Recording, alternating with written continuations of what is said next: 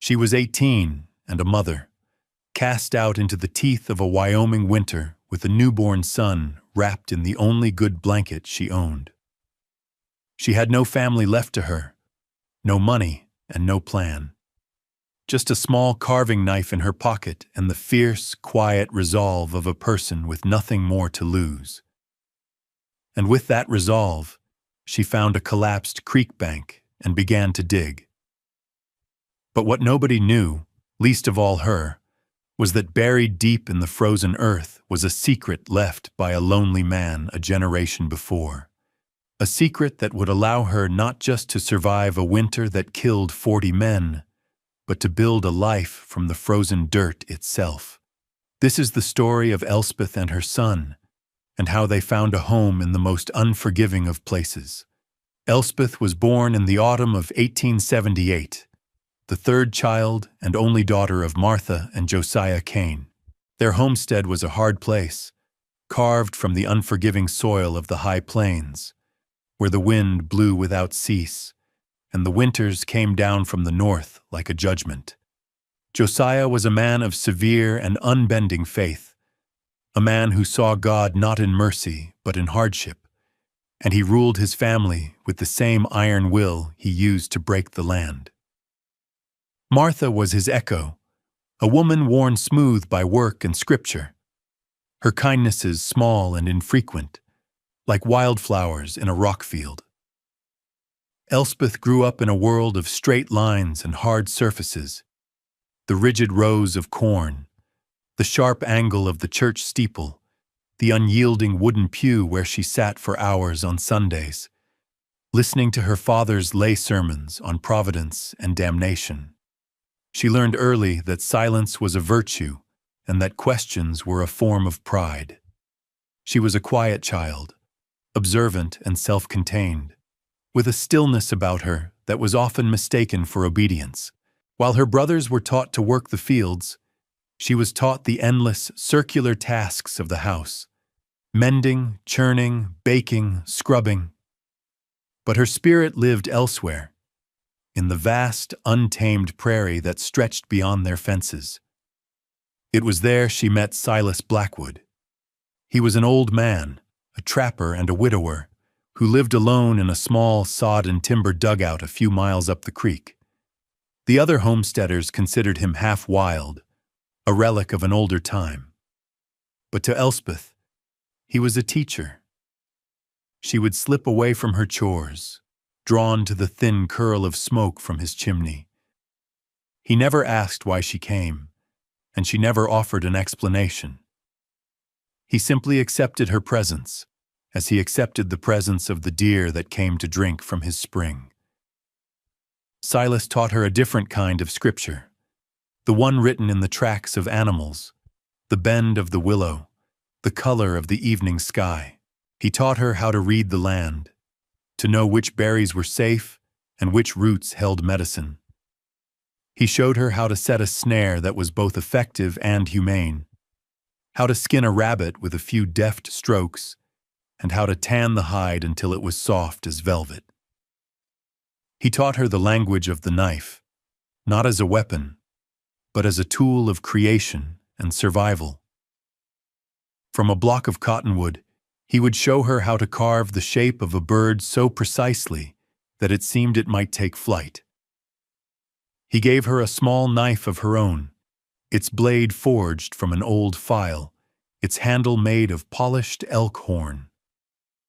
"A good tool is an honest friend," he told her, his voice rough as bark. "It will never lie to you." That knife became her most treasured possession, a small, secret piece of a world that had nothing to do with her father's God. It was a connection to a man who saw not a daughter to be molded, but a person to be taught. Silas died quietly in his sleep during the winter of her 16th year, and she mourned him with a silent, aching grief that she could show to no one. The young man's name was Thomas, and he came with a survey crew mapping a new line for the railroad. He was full of easy laughter and stories of cities she could barely imagine, and for a few short months in the summer of her 17th year, he brought a startling, brilliant color to her monochrome world. He saw the girl who hid behind the quiet daughter, and he spoke to her not of duty, but of dreams. He did not see sin in her curiosity, only intelligence. He did not see willfulness in her silence, only strength. In a world that had demanded she be small and contained, he made her feel expansive. They met in secret in the cottonwood grove by the creek, the same place she had once met Silas, and there she gave him her heart. When the survey crew moved on at the end of the season, he promised he would come back for her. He never did. Perhaps he never intended to, or perhaps misfortune found him on the trail west. She never knew. What she did know, as autumn faded into the gray stillness of winter, was that she was carrying his child. She hid it for as long as she could, her body's betrayal a terrifying secret beneath the loose fabric of her winter dresses. But life cannot be hidden forever. Her son, Samuel, was born in the last week of September, a small, perfect creature whose first cries shattered the rigid silence of the Kane household forever. The judgment was as swift and cold as the first winter storm. There was no shouting, no debate.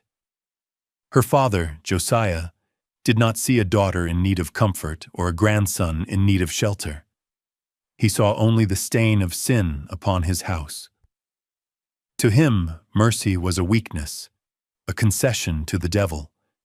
His duty was clear, laid out in the unbending text of his faith. The day after Samuel was born, while Elspeth was still weak and bleeding, her mother came into her room. Martha did not meet her daughter's eyes. She simply placed a folded bundle of clothes on the bed, along with a loaf of bread, a small piece of salted beef, and the one thick wool blanket they owned. "Your father says you are to be gone by sunrise," she said, her voice flat and empty, the words delivered like stones. There was no cruelty in her tone, but no warmth either. It was the voice of a woman who had long ago surrendered her own heart to her husband's will. Elspeth did not plead or argue. She knew the futility of it. Arguing with her father was like reasoning with a hailstorm. She simply nodded, a deep, cold stillness settling over her.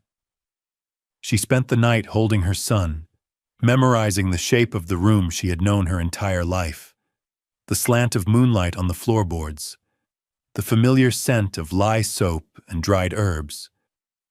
She was not just being sent away, she was being erased. At first light, she rose and dressed herself and the baby. She wrapped Samuel tightly in the wool blanket, his small body a warm, precious weight against her own. She put the bread and beef into a canvas sack, along with the only other things that were truly hers: the horn-handled knife from Silas, and a small tin of salve she had made herself from pine pitch and herbs, another of the old trapper's lessons. She walked out of the house without looking back. Her father was waiting by the gate, his face a mask of grim righteousness. He did not speak to her. He simply pointed toward the open prairie, a gesture of final, absolute banishment. He had already packed her small trunk from the attic, containing a few more pieces of clothing and a worn Bible, and set it just outside the property line. He watched as she picked it up, her movements slow and deliberate. She settled the trunk on one shoulder, held her swaddled son in the crook of her other arm, and began to walk. She walked away from the only home she had ever known, a home that had never truly felt like hers, and headed west, toward the distant, hazy line of the mountains, with no destination in mind, only a powerful, instinctual pull away from the place of her unmaking. The wind was cold and sharp, and it carried the first hard flakes of snow. She walked for 3 days, the landscape growing wilder and more broken as she entered the foothills. The flat prairie gave way to rolling hills, cut by deep ravines and dotted with stands of pine and juniper. The cold was a constant physical presence, a thing that seeped into her bones. At night, she would find what shelter she could, a rocky overhang, a thicket of brush, and build a small, smoky fire. She would nurse Samuel, his small, warm mouth a fierce anchor in a world that had turned cold and vast. She ate sparingly, making the bread and beef last, and drank from the icy streams she crossed. Her world shrank to the essential. The next step, the next feeding, the next fire. The physical hardship was immense, but in a strange way, it was clarifying. Out here, there was no judgment, only the stark, honest reality of survival. The wind did not care about her sin. The snow did not care about her shame. They were simple, powerful truths, and she found she could meet them with a strength she did not know she possessed. The skills Silas had taught her, once a secret rebellion, were now the very tools of her existence. She noticed the way the pines grew thicker on the north-facing slopes, offering better shelter from the wind. She saw the tracks of a snowshoe hare and knew where to look for its burrow. These small, practical certainties were a comfort, a language she understood in a world that had ceased to make sense. On the fourth day, as a heavier snow began to fall, she stumbled upon a creek nestled in a deep, narrow valley. It was sheltered from the worst of the wind, and its banks were lined with a thick growth of cottonwoods and willows, their bare branches offering a latticework of protection. The south-facing bank was a steep wall of earth and stone, nearly 20 feet high. And there, about halfway up, she saw it. A dark hollow, a slump in the earth that suggested a partial collapse. It looked like an old animal den, or perhaps something more. Curiosity and a desperate need for real shelter drove her to investigate.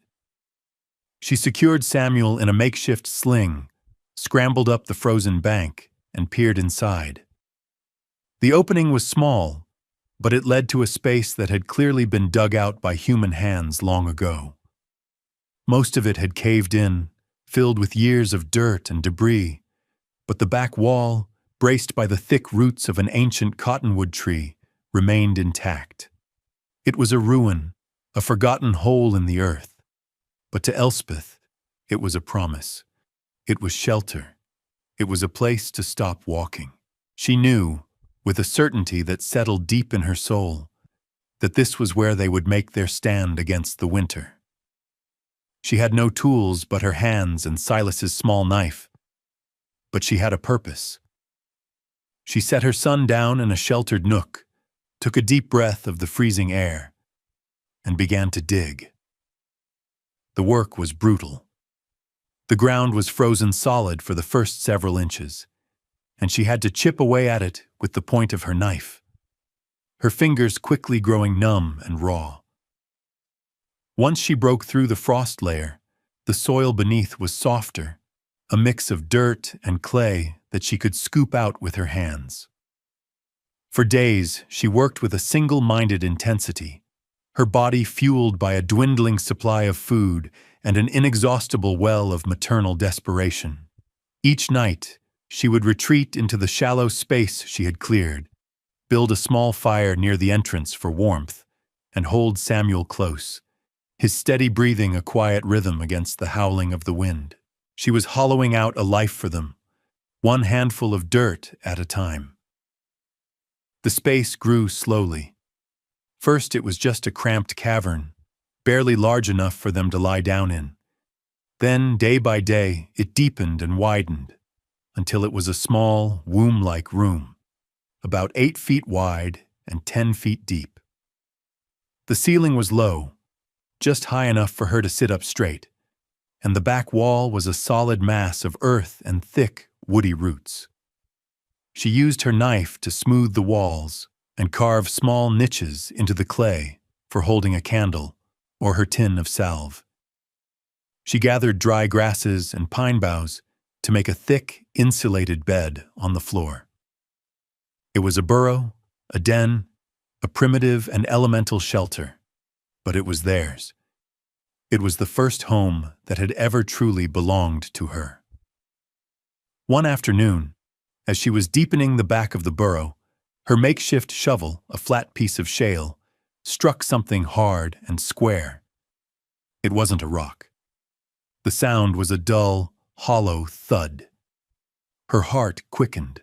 She cleared the dirt away carefully, her fingers tracing the outline of a rotting wooden box, about the size of a small trunk. It was wedged deep into the earth, almost hidden behind one of the large cottonwood roots. It took her the better part of an hour to pry it loose from the grip of the earth and the roots. The wood was soft and punky with age, and the iron hinges were rusted nearly through. With a final effort, she broke the lock and lifted the lid. Her breath caught in her throat. Inside, nestled in what was once a canvas lining, was a collection of objects that seemed to glow in the dim light of her burrow. There was a heavy leather pouch, cinched tight with a drawstring. She opened it, and a stream of dull yellow gold dust and a handful of small, lumpy nuggets poured into her palm. It was more wealth than she had ever seen or imagined. Beside the pouch lay a small, oilskin-wrapped package. She unwrapped it to find a stack of old banknotes, still crisp, and a small, tarnished silver locket. Finally, at the bottom of the box was a letter, a single sheet of paper, folded and sealed with wax. Her hands trembled as she broke the seal and unfolded it. The handwriting was neat and careful, the ink faded but still legible. It was dated August 1852. "To whoever finds this," it began. "My name is Elias Vance. I built this place to wait for my wife, Anna, and our son, Jacob, who were to follow me from Ohio. I came west to find gold and make a place for them. I found some, as you can see, enough for a small farm and a good life. I have been waiting here for 2 years. A month ago, a letter finally reached me.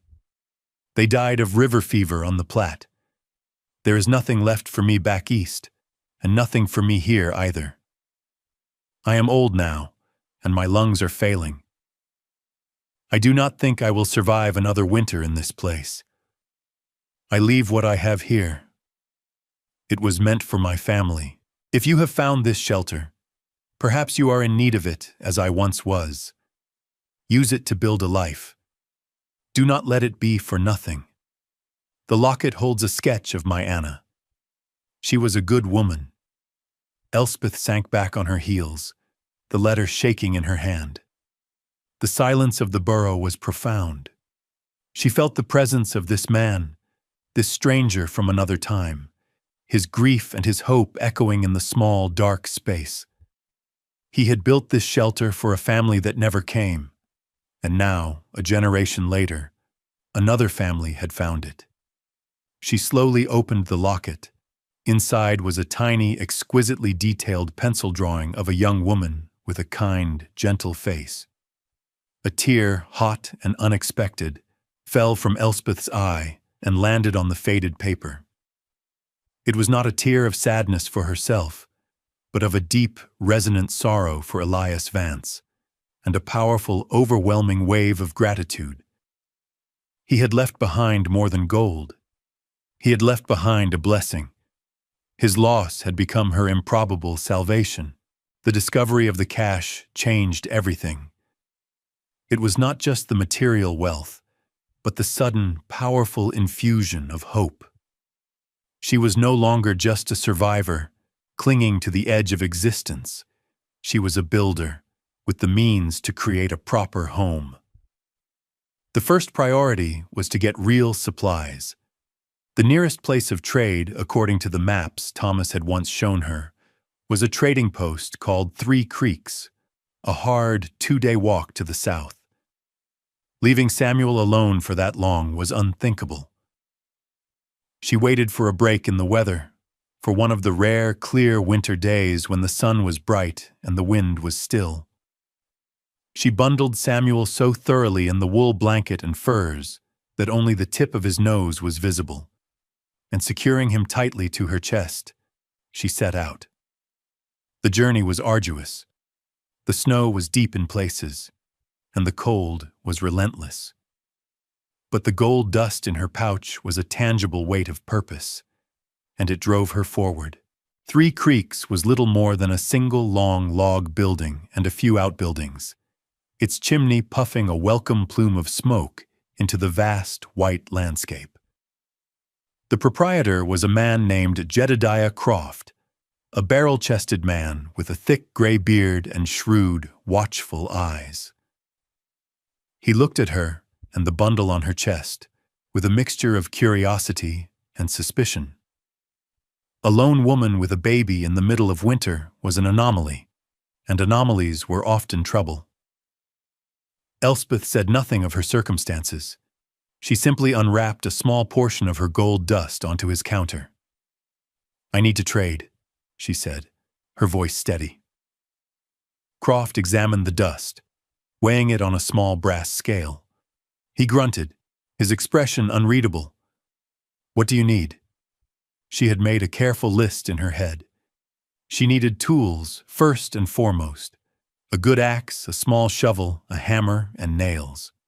She needed a small cast-iron stove, the kind used in line shacks and shepherd's wagons, and she needed food that would last. Flour, salt, coffee, beans, and a side of salt pork. Croft listened to her list, his eyes moving from her face to the gold dust and back again. He was a fair man, if not a friendly one, and the weight of her gold was honest. He began to gather the items, his movements efficient and practiced.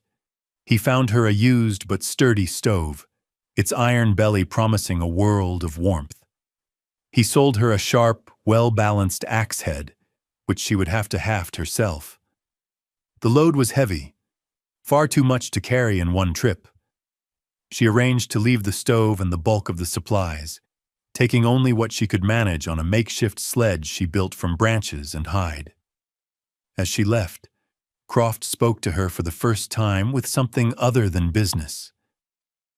"That's a hard trail in this weather," he said, nodding toward the north. "Watch for drifts." It was not kindness, precisely, but it was an acknowledgement of her struggle, and for that, she was grateful. The journey back was a triumph. The weight of the axe head and the flour on her sledge was the most beautiful burden she had ever carried. Back in her burrow, she set to work with renewed energy. She found a straight, strong length of ash, and using Silas's knife and a heated rock, painstakingly carved and fitted a handle for the axe. The feel of the completed tool in her hands was a revelation. With it, she could fell small trees, chop firewood, and begin to properly shore up her home. She cut timbers to brace the entrance of the burrow, creating a short, sturdy tunnel that would keep the snow from drifting in. She built a rough but functional door from split logs, chinked with clay and moss. The second trip to Three Creeks to retrieve the stove was even more difficult, but the thought of its warmth was a powerful motivator.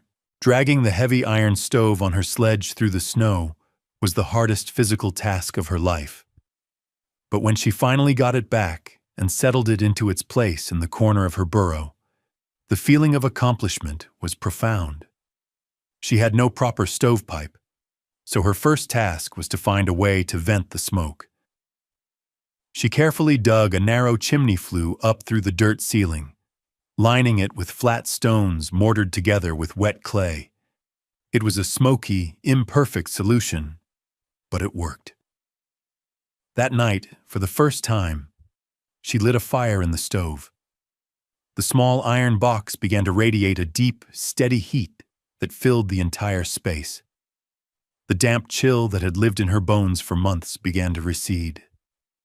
She sat on her pine bough bed, nursing Samuel in the warm, flickering light, and felt a sense of security so complete it was almost overwhelming. She was warm, she was fed, and she was safe. Her burrow was becoming a home. Her smoke did not go unnoticed. In a landscape so vast and empty, a thin column of wood smoke was a signal, a sign of human life. A week after she installed the stove, she was outside splitting wood when she saw a figure on horseback approaching from the east. Her first instinct was fear, a tightening in her gut. But the rider was a woman, and she rode not with haste, but with a slow, deliberate pace. The woman dismounted a short distance from the burrow and walked toward her, carrying a covered basket. She was older, perhaps in her 50s, with a face mapped by sun and hardship, but her eyes were kind. "I'm Mary O'Connell," she said, her voice gentle. "My homestead is over the next ridge. I saw your smoke and thought you might be in need of company." Elspeth, who had not had a real conversation with another person in months, could only nod, her throat tight.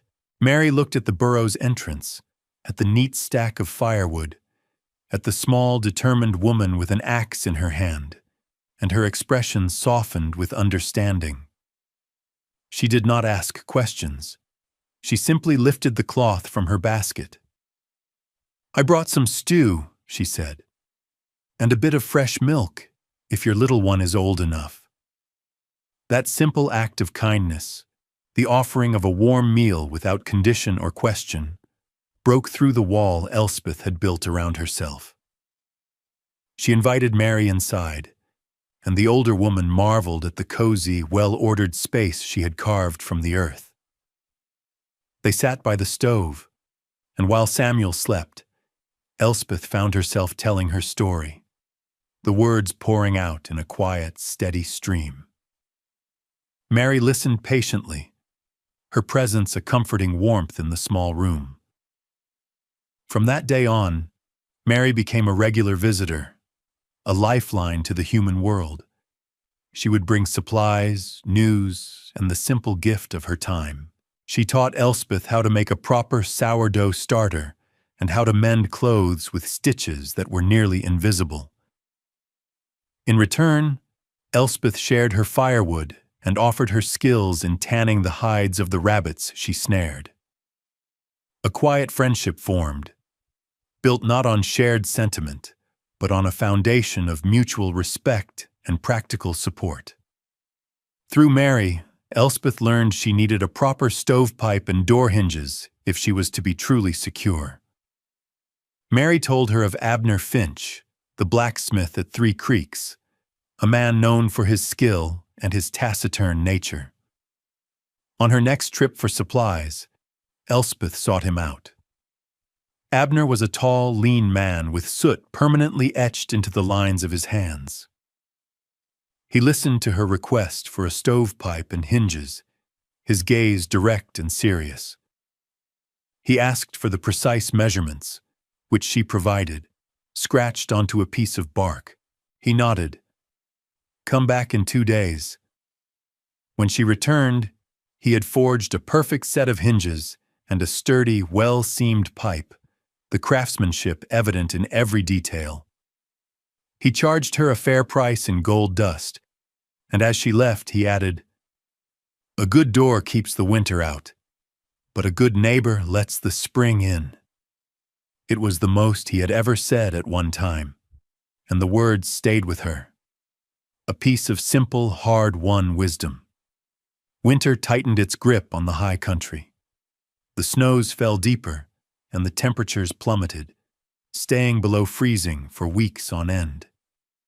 News, brought by Mary or the occasional trapper passing through Three Creeks, told of a brutal season. Cattle were freezing to death in the fields, and more than one homesteader had been caught in a blizzard and lost. 40 men, it was said, had died across the territory from exposure, starvation, or accidents in the deep snow. But in her burrow, Elspeth and her son were safe. The little stove kept the small space warm and dry. Her larder was stocked with flour, beans, and salted meat. She had a good supply of firewood stacked just outside her door. The rhythms of their life were simple and quiet. She would wake before dawn, stoke the fire, and make coffee. She would nurse Samuel, his growing body a constant, wondrous affirmation of life. During the day, she worked. She checked her snare lines, skinned and prepared the rabbits she caught, and scraped and tanned their hides. She improved the burrow, adding a small carved wooden shelf and smoothing the walls with a final layer of clay. In the long, dark evenings, by the light of a tallow lamp, she would take out Silas's knife and a piece of cottonwood and carve. She carved small, intricate figures of birds and animals, her hands remembering the lessons of the old trapper. The focused, repetitive work was a kind of meditation, a way of ordering the world into a shape she could understand. She was no longer just the cast-out daughter of Josiah Cain. She was a woman who could read the weather in the sky, who could build a door and set a snare, who could turn a piece of wood into a living thing. She was the mother of Samuel, a healthy, thriving boy who was beginning to smile and coo in his sleep. She became a known, if enigmatic, part of the small, scattered community. Jedediah at the trading post called her the Creek Woman and began setting aside small things he thought she might need. Abner the blacksmith fashioned her a small, sharp blade for her fine carving work, asking for nothing in return.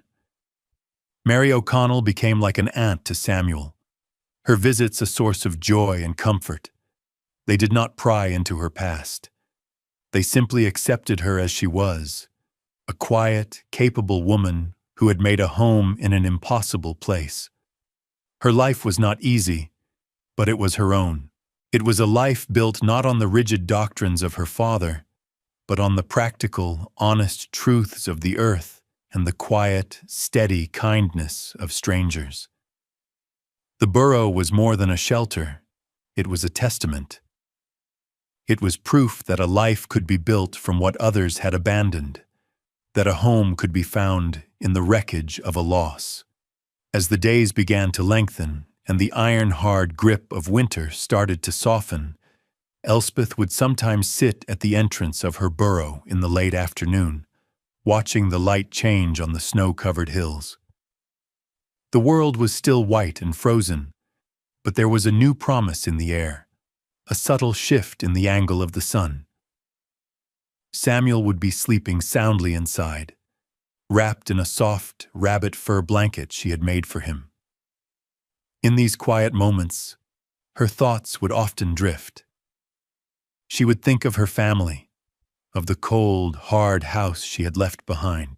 There was a dull ache there, a sadness for the love she had never been given. But it was no longer a sharp, open wound. It was a scar, a part of her history, but it did not define her present. She would take out the two objects she kept in a small wooden box she had carved. One was the horn-handled knife from Silas Blackwood, its blade worn smooth with use, its handle gleaming with the patina of her own hand. The other was the small silver locket from Elias Vance, the kind face of his lost Anna still visible within. She would hold one in each hand, feeling their weight and their history. Silas, the man who had taught her how to survive, who had given her the skills to be self-reliant. Elias, the man who had provided her with the means, whose long-ago grief had become her foundation. They were two strangers, two lonely men who had shown her more care and provided more for her future than her own father ever had. They were her true ancestors, her spiritual kin. Their legacy was not one of blood or name, but of practical grace. One had given her knowledge, the other a home. In this small burrow, dug into the side of a frozen creek, the lives of these three solitary people, Elspeth, Silas, and Elias, had converged across time to create a place of safety and warmth for a small, innocent child. She looked at her hands, no longer the soft, unblemished hands of a girl, but the strong, calloused hands of a woman who knew how to work, how to build, how to endure. She had not merely survived the winter, she had prevailed. She had taken the worst thing that had ever happened to her and transformed it into the best thing she had ever had. A life of her own making, a home filled with peace, and a future for her son. Elspeth was 18 and a mother. She had been cast out with nothing, and she had built a home from the frozen earth. It was the best life she had ever known. This story reminds us that home is not always a place we are given, but often a place we must build for ourselves, sometimes from the most unexpected materials. If you were moved by Elspeth's journey, please consider sharing her story with someone who might find strength in it. And now, a question for you to reflect on. What have you built from something that was broken or left behind in your own life?